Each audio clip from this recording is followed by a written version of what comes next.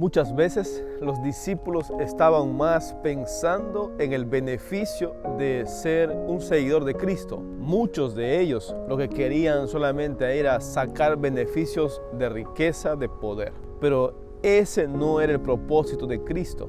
El propósito de Cristo era que los discípulos en especial entendieran que su misión había venido de venir a la tierra, era de morir en la cruz y darnos vida eterna.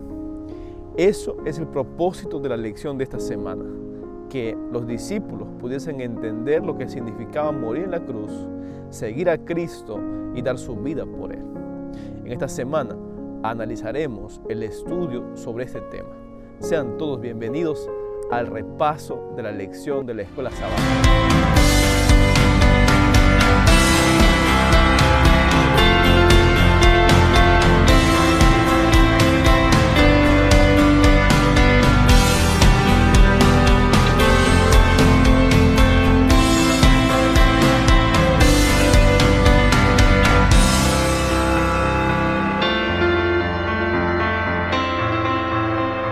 Estamos en la lección número 8. Esta lección lleva por título Instruyendo a los discípulos, parte 2. Y vamos a mirar qué es lo que Jesucristo instruyó, qué es lo que Jesucristo quería que sus discípulos no dejaran de saber, que era importante que ellos entendieran. El texto clave de esta semana se encuentra en el libro de Marcos 10:45. Y la palabra de Dios menciona lo siguiente, dice así: porque el Hijo del Hombre tampoco vino para ser servido, sino para servir y dar su vida en rescate por muchos. Es verdad, Jesucristo dio su vida para que nosotros pudiéramos tener la vida eterna. Él no esperaba que le sirviesen, Él estaba primerito sirviendo a los demás. Estaba viendo qué más puede hacer, qué más se podía hacer, cómo más ayudar a las personas. Él era el primero para servir y el último en recibir. Ahora, vamos a repasar este estudio de la Biblia en diferentes secciones. Vamos a mirar la primera parte, lo que significa el plan de Dios para el matrimonio. Y para eso vamos a leer lo que dice Marcos, capítulo 10, versículo del 2 al 9. Dice así la palabra de Dios. Y algunos fariseos le preguntaron, para ponerlo a prueba, si era permitido que un hombre se divorcie de su esposa. Él respondió y dijo, ¿qué os mandó Moisés? Y ellos dijeron, Moisés permitió escribir carta de divorcio y despedirla. Jesús replicó, por la dureza de vuestro corazón os escribió este mandato. Pero desde el principio, desde la creación, Dios los hizo varón y mujer. Por eso el hombre dejará a su padre y a su madre y se unirá a su esposa. Y los que eran dos serán una sola carne. Así ya no son más dos sino uno. Por tanto, lo que Dios unió no lo separe el hombre. ¿Sabe? La palabra de Dios menciona esto en ocasión de que los fariseos estaban queriendo hacer quedar mal a Jesús. Es más, estaban queriendo confrontar a Cristo con Herodes Antipas. La historia nos dice que Herodes Antipas ya había mandado a matar a Juan el Bautista porque Juan los había reprendido porque Herodes se casó con una mujer, con la mujer de su hermano, que no debía casarse. Y entonces la mujer de Herodes mandó a matar a Juan. Le dijo, no, mátalo por este hecho. Ahora lo mismo estaba aconteciendo, o querían hacer los discípulos. Querían que Herodes se enojase para meter preso a Jesús o para matar a Jesús. Querían hacer que Jesús sea confrontado con Herodes. Entonces la Biblia menciona que los fariseos le dijeron a Jesús, ¿qué opinas tú del matrimonio? Queriendo hacerlo caer. Y Jesús no cayó en el juego de ellos. Al contrario, Jesús dejó claro un principio. El que se casó ya no más está solo, sino que es una sola carne con su esposa. Esto tiene muchas implicancias, pero solamente quería comentar que el que se casa ya no más debe pensar por sí mismo, no más debe tener un pensamiento sin consultar. Por supuesto, cada uno mantiene su individualidad, pero una vez casado somos una sola carne. En tomar decisiones, una sola carne para vivir juntos, una sola carne para que los planes de familia se hagan realidad, para cuidar a los hijos, para los sueños, etcétera, para todo. En el pasado ya los fariseos tenían o habían dado opciones para que todo el mundo se pudiera divorciar. Algunos eran más duros y decían que solamente se podía divorciar por infidelidad, pero otros por cualquier cosa se podían divorciar. Si no se comprendían, se podían divorciar. Si quizás no era lo que pensaba, se podía divorciar. Entonces, por infertilidad también podían divorciarse. Y básicamente todo esto giraba en torno a que el esposo daba carta de divorcio. El esposo decidía. Si la mujer, alguna cosa no salía como él pensaba, daba carta de divorcio y se despedía y chao. Pero Jesús, cuando él habla de esto, él no da iniciativa, no refuerza este pensamiento que había ya en los fariseos y en la religión judía, que por cualquier cosa podían divorciarse. Y es que el matrimonio no ha sido creado para el divorcio. El matrimonio ha sido creado para siempre. Ha sido creado por Dios para siempre, para amarnos, para respetarnos. Por eso es importante poder recordar que una persona se casa no por cierto tiempo. Una persona se casa para toda la vida, y en el trayecto del matrimonio pueden haber muchas asperezas, muchos problemas, muchas discusiones, muchos momentos de dolor, pero aún todos esos conflictos que puedan haber, todo se va a solucionar si entendemos que el matrimonio ha sido creado por Dios para siempre, para amarnos para siempre, y no solamente para fijarnos en los defectos, sino para entender que la persona que Dios nos dio es para cuidarla, protegerla y poder caminar juntos hasta que Él vuelva por segunda vez. Muy bien, pasamos a la segunda sección de este estudio, y la segunda sección se titula Jesús y los niños. ¿Qué dice la Biblia sobre los niños? ¿Eran importantes en el tiempo de Jesús los niños como ahora? ¿O será que los niños eran menospreciados también? La historia dice que la gente solamente quería tener hijos varones, y si tenían hijas mujeres, lo más probable era que lo botaban, lo tiraban a la calle, muchas veces lo regalaban o simplemente no lo criaban bien para que muriese. Y era evidente que querían que sean varones, porque en aquellos tiempos los varones eran considerados de mejor estima. Una mujer siempre era rechazada, mal vista. Una mujer no tenía valor para la sociedad. De allí viene el machismo y todo lo demás. Ahora, casi ese mismo pensamiento estaba aún con los pequeñitos, los chiquitos, los niñitos. También eran menospreciados. Casi no tenían mucha importancia. El contexto histórico nos dice que muchos niños a veces que eran tirados, otras personas los recogían para cuidarlas, para criarlas, no porque los amaban, porque tenían piedad, sino porque querían que se haga un poco grande para venderlos como esclavos. Imaginen ese negocio en la actualidad, que un niño nazca y no lo quieres, lo botes, lo tires en la basura, que hay ahora en nuestra sociedad, pero en ese tiempo había mucho de esto, mucho, bastante. Entonces imaginen ahora tirando a sus hijos las personas, y que otros los recojan, los crían para venderlos, para aprovecharse como un negocio. Esto Jesús sabía muy bien. Y los discípulos seguían teniendo el pensamiento de que su reino de Cristo era un reino terrenal, que Él había venido aquí para hacer dinero, para forjar un reino de poder, etc. Y en ese contexto, la Biblia menciona en el libro de Marcos, capítulo 10, versículo 13 al 16, lo siguiente. Dice así la palabra de Dios. Trajeron unos niños a Jesús para que los tocara, y los discípulos los reprendieron. Al verlo, Jesús se enojó y les dijo: dejad a los niños que vengan a mí, no lo impidáis, porque de ellos es el reino de Dios. Os aseguro que el que no recibe el reino de Dios como un niño no entrará en él. Y él tomó a los niños en sus brazos, puso las manos sobre ellos y los bendijo. Esto el Señor Jesús lo hizo porque sabía el pensamiento de sus discípulos, que los discípulos también estaban rechazando a los niños, que no lo tomaban importancia, que los menospreciaban. Y Jesucristo rompe este paradigma, ¿sabe?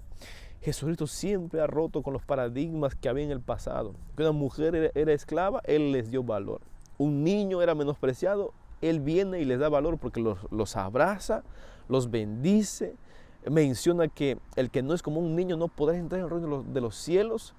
Él, cuando la gente pobre, la gente marginada, estaba desechada social, Él fue, se sentó con ellos, comió, participó con ellos y los fariseos, la otra gente decía, mira, ¿cómo hace eso? Jesucristo vino para romper muchos paradigmas. Y esto me da mucha alegría a mí, porque a veces nosotros pensamos, no, que Él no se va a salvar, no, que para Él no hay salvación. A veces nosotros estigmatizamos las cosas y decimos que la salvación solamente es para algunos, pero no nos damos cuenta que la salvación es para todos. Y aún el que menos te imagines, posiblemente esté siendo salvo hoy, más que algunas personas que parecen éticamente bien o moralmente bien. ¿Y por qué es que Jesús dijo que el reino de los cielos es de los niños? Porque un niño, como siempre se dice, perdona, puede enojarse un momento, después él te abraza, puede llorar un momento, después él ríe, puede mezquinar algo, pero después él dice, te comparto. Un niño tiene el corazón puro, sincero, él ama, él dice la verdad, no esconde la verdad. Es que eso necesitamos ser nosotros, aún como adultos, amarnos, perdonarnos, olvidar las cosas malas y concentrarnos solamente en las cosas buenas, ser sinceros con el Señor Jesús y cambiar las cosas que necesitan ser cambiadas, porque no hay nada oculto delante de Dios.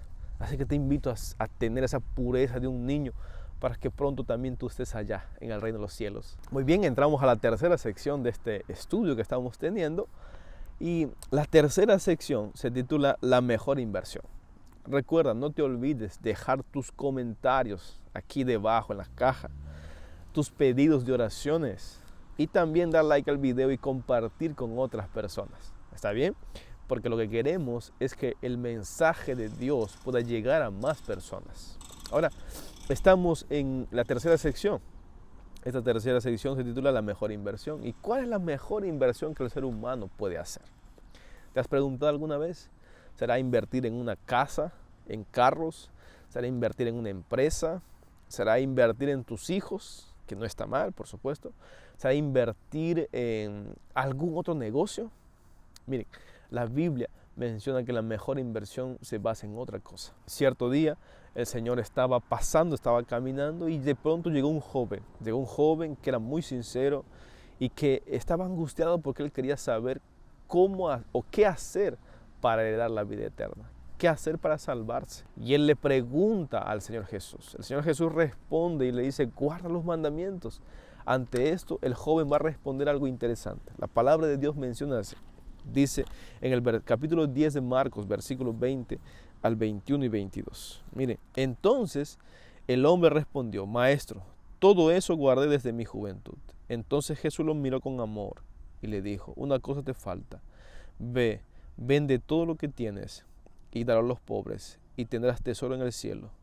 Luego ven y sígueme. Pero al oír esto se apenó, se fue triste, porque tenía muchas posesiones. La palabra de Dios menciona que Jesucristo siempre iba de lo pequeño a lo grande. Él nunca incomodaba a las personas. Es más, siempre fue diplomático también con los fariseos. Cuando ya los fariseos no entendían, no hacían caso y seguían con sus cosas malas, Jesús fue directo a ellos. Ya no más usó la diplomacia o palabras bonitas. Pero normalmente para las personas en general, él usaba palabras que no hieran. Y él fue así con este joven rico. Él primero usó palabras bonitas para él, pero cuando vio que el joven rico no entendía y no quería entender cuál era su problema, el Señor tuvo que decirle la verdad. Este joven pensaba que amaba a Dios, pero se dio cuenta al poco tiempo ahí cerca que realmente no lo amaba, porque estaba poniendo en primer lugar a sus riquezas y no a Dios. Así puede pasar con nosotros también. Decimos que amamos a Dios, pero estamos poniendo en primer lugar a otras cosas. Entonces recuerda siempre la fórmula que debe ayudarte. Debes obedecer por fe, sin importar lo que pase, sin importar si estás bien, si estás triste, estás mal o estás atravesando una crisis. Solamente obedece, que pronto verás los resultados. Además de eso, recuerda siempre, cuando el diablo te diga tú eres un pecador, una pecadora, cuando el diablo te acuse, recuerda que Cristo murió por ti. Y la cruz, la muerte de Cristo, quita tu culpa, quita tu culpabilidad del pecado. Así que no te sientas mal, porque la gracia te cubre, te perdona. Eso te llevará a tener una vida eterna. Muy bien, pasamos a la cuarta sección de este estudio, y la cuarta sección se titula ¿Puedes beber mi copa? Y esto refiriéndose a que Jesucristo trae a los discípulos, y entonces Jesús va a comenzar a enseñar una vez más. Y va a comenzar a decir él que pronto iba a morir, que pronto iba a ser crucificado. Y entonces sus discípulos lo interrumpen. Y lo interrumpen para algo interesante. Miren lo que dice la Biblia en el versículo 35 al 39 de Marcos capítulo 10. Dice así: Entonces Santiago y Juan, hijos de Zebedeo, se acercaron a Jesús y le dijeron: Maestro, quisiéramos que nos concedas lo que vamos a pedirle. Él les preguntó: ¿qué quieren que os haga? Y ellos le respondieron: concédenos que en tu gloria nos sentemos uno a tu derecha y el otro a tu izquierda. Entonces Jesús les dijo: no sabéis lo que pedís. ¿Podéis beber la copa que yo bebo, o ser bautizados con el bautismo con que yo soy bautizado? Ellos respondieron: podemos. Y Jesús les dijo: a la verdad, de la copa que yo bebo beberéis, y del bautismo con que yo soy bautizado seréis bautizados. Esto era muy interesante porque los demás discípulos se quedaron enojados con ellos, porque dijeron: oye, estos solamente quieren fama, quieren poder, quieren dinero, quieren ser exaltados, quieren ser los primeros. Pero cuando sucede esto, Jesús les dice: ustedes van a beber y van a ser bautizados como yo. Y refiriéndose a un hecho interesante, porque Jesús murió, el beber la copa significaba pasar el sufrimiento de Cristo, escupido, azotado, crucificado. Y el bautismo significaba la muerte de Cristo, la sepultura de Cristo. Y finalmente, pues la historia dice que Santiago tuvo esta muerte también como de Jesús, tuvo ese sufrimiento al igual que Jesús.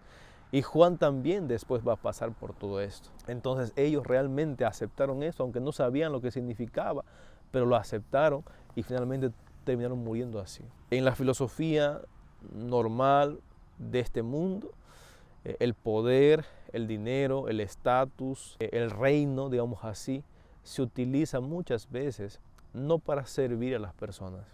Debería ser para servir, pero muchas veces vemos que el poder, el dinero, los cargos se utilizan más para engrandecer el reino de cada persona, para sacar provecho para sí mismo.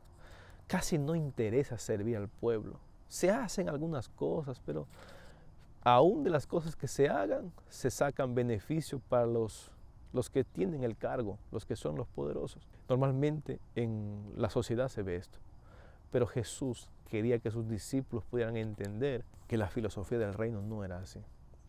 En la filosofía del reino o en el reino de Dios, el poder se usa para servir a otros. Es decir, cuanto más poder tengas, cuanto más cargo tengas, cuanto más habilidades tú tengas, cuanto más bendecido seas por Dios, no es para humillar a las personas, para sacar provecho y beneficiarte solo tú, o solamente hacer feliz a los tuyos y los demás, ¿qué te importa? No, en el reino de Dios es diferente. Los cargos, el poder, la sabiduría, las bendiciones que Dios te da han sido para que tú puedas compartir con los demás y tengas la filosofía de servir. Es para hacer engrandecer el reino de Dios, es para servir a las personas, es para compartir con otros, es para engrandecer su reino, como ya dije. Recuerda siempre eso. Y el mayor ejemplo de esto es Jesucristo mismo. Él como sumo, como Rey de Reyes, como el Dios de dioses, no le importó y vino a esta tierra como esclavo. Vino, murió por nosotros, dio su vida. Pasó todo lo que pasó en esta tierra, porque Él tenía la filosofía en su corazón de servir y dar su vida para que nosotros seamos felices. Lo mismo nosotros deberíamos hacer. Lo que Dios te ha dado, tus cargos, tus estudios, la bendición que tú tienes, no es para humillar o para nunca compartir o para sacar provecho solamente para ti. No, es para servir a los demás, es para que el reino de Dios crezca, es para que su evangelio llegue a más personas, es para servir, es para dar a las personas que necesitan. Así que recuerda siempre ese principio del reino de los cielos para que tú también seas feliz compartiendo con los demás y sirviendo a otros. Finalmente llegamos a la quinta sección de este estudio, y la quinta sección se encuentra en el libro de de Marcos 10, del 46 al 52. Jesucristo da la enseñanza de la filosofía del reino de Dios, de servir, de que las cosas de esta vida, los cargos que tenemos, no son para engrandecernos ni para glorificarnos, sino es para ser mucho mejor siervo de lo que ya eras. Ahora, Él camina un poco más y se acerca un ciego para Él. Y el ciego llega para sí, se postra, o mejor dicho, grita. No se postra, grita y comienza a decir: Jesús, hijo de David, ten misericordia de mí. Aquel ciego había escuchado de Jesús, había conocido la historia de Jesús, sabía que Jesús era el Mesías, sabía que Jesús lo podía sanar, lo podía salvar. Y cuando él supo de que Jesús estaba acercándose, él no perdió esta oportunidad. Mucha gente intentó callarlo, le insultaron, le dijeron: cállate, tú no sirves. ¿Cómo crees que el Rey del universo va a venir hacia ti? Es imposible, Él no va a venir. Pero aquel ciego, Bartimeo, él no se quedó callado. Él sabía quién era, sabía lo que valía, y él siguió gritando hasta que Jesucristo se acercó y vino hacia él, o lo mandó llamar. Bartimeo dejó todo, vino a Jesús, y Jesucristo le hizo la pregunta que quizás también te hace a ti. ¿Qué quieres que te haga? Tal vez tú estás necesitando un milagro de Dios. Estás necesitando que sane a tu esposa, que cure a tu hijo. Estás necesitando que arregle tu matrimonio. Estás necesitando que arregle tus finanzas porque estás endeudado, ya no sabes qué hacer, estás por suicidarte. Estás necesitando algo que solamente Dios lo puede hacer. Dios te puede preguntar también, o te está preguntando a ti: ¿qué quieres que te haga? Y tú tienes que responderle. Pero hay algo especial aquí. Necesitas estar preparado para este milagro, porque Dios va a hacer un milagro. Dios puede hacer tu milagro hoy que estás escuchando este video. Así que recuerda siempre, debes estar preparado, y estar preparado es amar a Dios y es tener fe en Dios. Aquel ciego tenía fe en Dios. Él creyó y Dios le dio la vista. Señor, que recobre la vista, dijo él, y Dios lo hizo ver. Esto era una enseñanza dentro de este tema de instrucción para los discípulos, parte 2. ¿Por qué? Porque casi todos los discípulos estaban viendo borroso, no veían bien. Su visión espiritual estaba tapada. Y Jesús hace este milagro para dar una enseñanza a los discípulos también. Porque Él quería que los discípulos ya no más estén viendo la cruz de diferente manera, no más vean el reino de diferente manera. Ellos estaban viendo todo como un reino terrenal, sacar provecho para sí, tenían egoísmo, querían reinar aquí. El servicio no lo veían bien, el amor no lo veían bien, el perdón no lo veían bien. Entonces Dios quería que los discípulos, una vez por todas, tuvieran esa visión que Jesús tenía, ellos también lo abrazaran y comenzaran a vivir haciendo, practicando esto. Así que Bartimeo recobró la vista, y Bartimeo fue uno de los que también salieron para predicar el Evangelio de Cristo Jesús. Así que tú puedes recobrar la vista hoy. Tal vez has estado solamente construyendo tu reino, corriendo tras tus cosas personales, engrandeciéndote, haciendo todo solamente para ti y no te importan los demás. Quiero decirte ahora que tú eres el que decide si recobrar la vista o no. Si quieres, puedes recobrar la vista y puedes seguir el camino de Dios, aquel camino que Dios vino a trazarnos para seguir, porque tú puedes seguir el ejemplo de Cristo o simplemente decir no. Depende de ti. Jesús no obligó a nadie, peor yo, o peor a algún pastor, algún cura. No puede obligarte. Tú eres aquel que puede decidir si seguir el ejemplo de Cristo Jesús y vivir como Él vivía o no. Finalmente, la obediencia es una palabra pequeña, pero una palabra que requiere mucho sacrificio. Sacrificio de dejar el yo, el orgullo, el que yo todo lo sé a un lado y comenzar a decir que Dios llene mi corazón, que Dios me dirija, poner a un lado todo lo que yo sé para que sea Dios quien dirija mi vida. Y entonces no importa la riqueza que tenga, el cargo que tenga o lo que sepa, porque al final yo solamente voy a obedecer a lo que Dios me dice y lo que está aquí en su palabra. Así que si tú eres obediente a la voz de Dios, todo lo que tengas en esta tierra, aunque sea difícil de pasar los problemas, va a ser muy llevadero, porque Dios te va a bendecir. Vamos a orar. Padre nuestro que estás en los cielos, te damos gracias por tu palabra. Ayúdanos, Señor, a que podamos ser fieles a ti y obedientes a ti. Por favor, que tu milagro pueda ocurrir en nuestra vida y que nosotros podamos ser instruidos por ti y podamos ser tus discípulos. Nos entregamos a ti y que tú puedas bendecir a cada hijo e hija tuyo que ha escuchado este video del otro lado de la pantalla.